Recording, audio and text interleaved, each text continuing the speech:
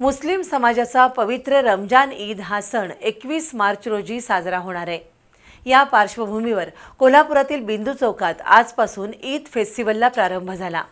या फेस्टिवलमध्ये रमजानसाठी लागणाऱ्या सर्व वस्तू योग्य दरात मिळत असल्याने नागरिकांची गर्दी होतीये।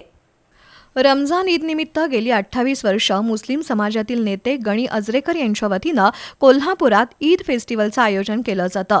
ना नफा ना तोटा या तत्वावर रमजान सणासाठी लागणाऱ्या सर्व वस्तू एकाच ठिकाणी मिळतात।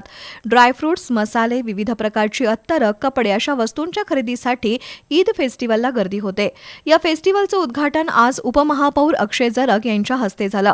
दरम्यान आश्किन अजरेकर यांनी कोल्हापूर महापालिकेच्या सफाई कर्मचाऱ्यांचं उन्हापासून संरक्षण व्हावं यासाठी सर्वांना टोप्या प्रदान केल्या।